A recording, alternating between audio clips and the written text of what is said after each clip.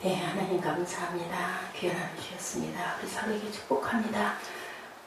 할렐루야. 샬롬 샬롬 샬롬 샬롬 샬롬. 하나님 사랑합니다. 여러분 주 안에서 사랑합니다.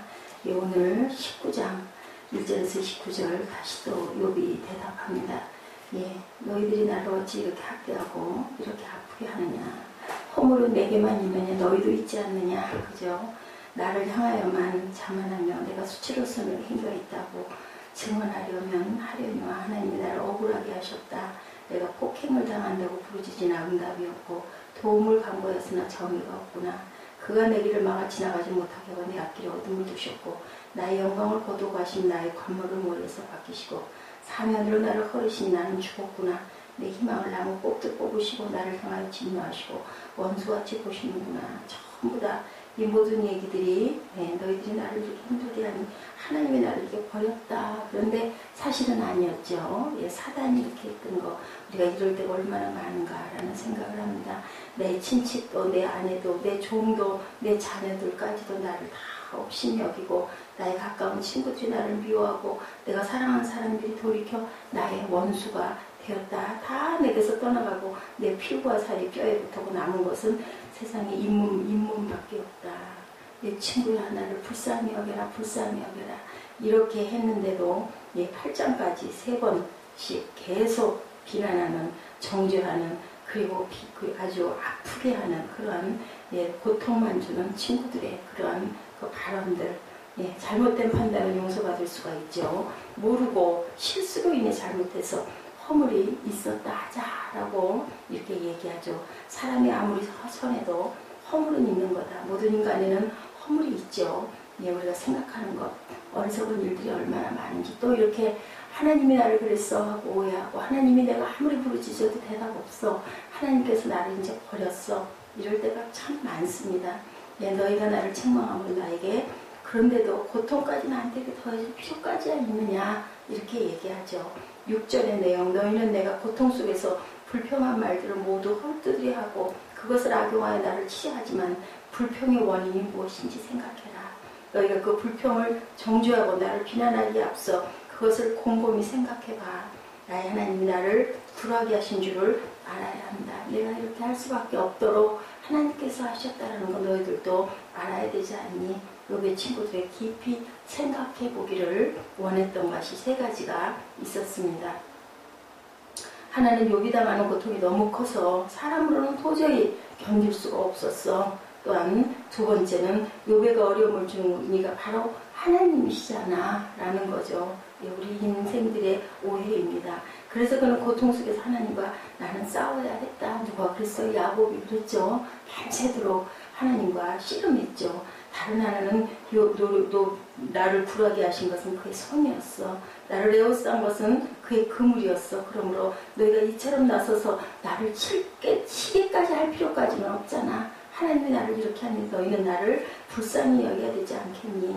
또는 또 하나는 욥이 당하는 고통이 거두어지리라는 희망을 가질 수가 없었다. 나는 이제 죽었다. 나는 수월이 그 무덤이 내 잠자리가 됐다라고 이렇게 생각을 했기 때문에 내가 이렇게 너희들을 보고 생각해보라고 내가 이렇게 안 하고 어떻게 할 수가 있겠냐 호소를 하는 겁니다.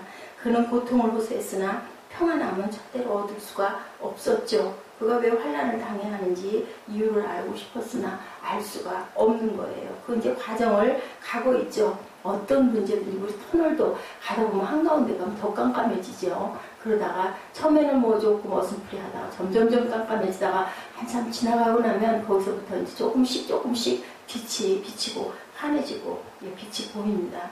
그의 결백함을 밝혀줄 것을 하나님의 법정에 호소했으나 나는 응답을 받지 못했다라고 하죠. 그 호소에 대해 형벌만 더할 뿐이다. 7절에 내가 포악을 당한다고 부르짖으나 응답이 없고 간구할지라도 신원함이 없구나. 하나님은 잠시 동안 그의 백성들로부터 귀를 돌리시고 그들의 기도에 아무런 응답도 없으시고 그들의 호소를 외면하시는 것처럼 보일 때가 있습니다. 우리도 기도해도 아무런 소용이 없어. 점점 더 상황은 나빠지고 점점 일은 더 꼬여지고 이게 뭐야 나 그냥 안 할 거야 이럴 때가 많죠. 옛날 시인들도 고통 중에 하나님께 부르짖으며 어찌 이리 잠잠하시나이까 그렇게 몸부림을 몸부림을 칠 때가 많았습니다. 아무런 응답이 없을 때 욥이 얼마나 불평을 했는지 8절에 그가 내 길을 막아 지나지 못하게 하시고 내 첩경에 흑암을 두셨고 나의 영광을 벗기시고 나의 면류관을 머리에서 취하시고 사면으로 나를 헐고 나는 이제 죽었다. 내 소망을 나무 뽑듯 뽑으시고 나를 향하여 진노하시고 원수같이 보시는구나. 근데 자녀를 원수같이 볼 수 있는 부모는 없어요. 아무리 믿고 정말 순간 다시는 저 녀석하고 말 안 할 거야. 그래도 또 돌았으면 저게 그래도 배고플 텐데 추울 텐데 아유 많이 피곤할 텐데 이런 생각이 들죠. 하물며 하나님이 그러실 리가 없으시죠. 그 군대가 일제히 나와서 길을 수축하고 나를 치며 내 장막을 둘러 진쳤구나. 11절에 나를 향하여 진노하시고 나를 원수같이 본다라고 이렇게 고백합니다. 하나님이 욥을 원수같이 보신 것이 아니라 욥이 하나님이 그를 원수같이 보신다고 생각하고 불평했는데 욥의 입장이 되면은 그러고도 남죠. 아예 말도 안 할 수 있습니다. 우리 보통 우리 하나님의 자녀라고 하는 우리들은 하나님이 나를 원수같이 보신다고 생각하는 것 자체가 우리에게는 불행이고 비극이고 절망이죠. 아주 전혀 소망이 없는 거죠. 하나님은 그의 자녀를 절대로 그렇게 대하실 리가 없습니다. 12절에 군대가 일제히 나와 길을 수축하고 나를 치고 내 장막을 둘러 진쳤구나. 하나님의 군대가 그를 치는 것보다 더 고통스럽게 그를 괴롭히는 것은 없겠죠. 다시 말하면 하나님과 대적하여 싸운다는 것은 있을 수가 없는 일입니다. 어떻게 우리가 하나님과 감히 대적을 할 수가 있겠습니까? 욥은 하나님의 군대에게 포위당한 것처럼 느끼는 거죠. 나를 옴짝달싹 못하게 하나님이 나를 이렇게 하시지 않으면 어떤 것도 어떤 사단도 나를 이렇게까지 할 수는 없어 이렇게 생각을 한 겁니다. 10절에는 사면으로 나를 헐으셨다. 얼마나 위협을 느끼고 있는지 욥은 거의 절망이죠. 10절 하반에 내 소망을 나무 뽑듯 다 뽑아버렸다. 소망이 없어진 상태. 그는 앞이 캄캄한 거죠. 이제 죽음밖에는 없다라는 거죠. 8절에서 그가 내 길을 막아 지나지 못하게 하시고 내 첩경에 내가 가는 길에 흑암을 두었다. 그리고 욥은 13절에서 21절에서는 그의 주변 사람들의 불친절에 대해서 불평하고 있습니다. 예, 나의 형제들은 나를 멀리 떠나게 하신 나를 아는 모든 사람이 내게 외인이 되었다. 내 친척은 나를 버리며 가까운 친구는 나를 잊었구나. 내 집에 오고 앉아와 내 계집종들은 나를 외인으로 여겨서 내가 불러도 대답도 안 한다. 내가 내 종을 불러도 대답지 아니하니 내 입으로 그에게 청하여야 되겠구나.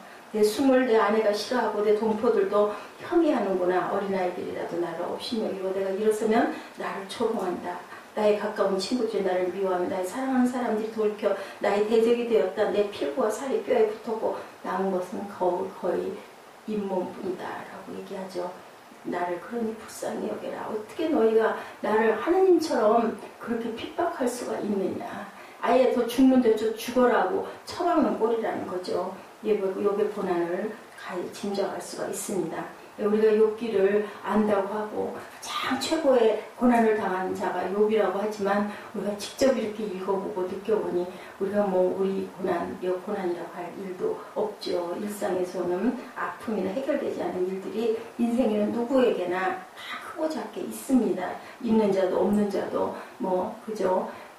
출세했다고 승리했다고 돈 많이 벌었다고 명예 있다고 하는 권력 있다고 하는 어떤 사람도 오히려 더 크게 산더미 같은 것들이 누르고 있을 때가 얼마나 많습니까? 불러도 대답하지 않는다. 그의 아내도 나를 가까이 들을 싫어하고 도망갔죠. 동포들도 나를 혐리하고 어린아이도 나를 없이 여기고 가까운 친구들이 나를 미워한다. 그를 사랑하던 사람이 대적이 됐다. 기가 막힌 일이죠. 예, 이렇게 어떻게 세상에 살아남아 있을 수가 있겠는 거죠. 욥의 몸이 얼마나 쇠해졌는지 육신의 힘과 아름다움은 이제 다 사라졌죠. 주위의 사람들이 그를 멸시했을 때라도 건강했고 평안했다면 그는 자신에 대해 즐거움을 느낄 수 있었을 건데 그렇죠. 어떻게 그런데 평안한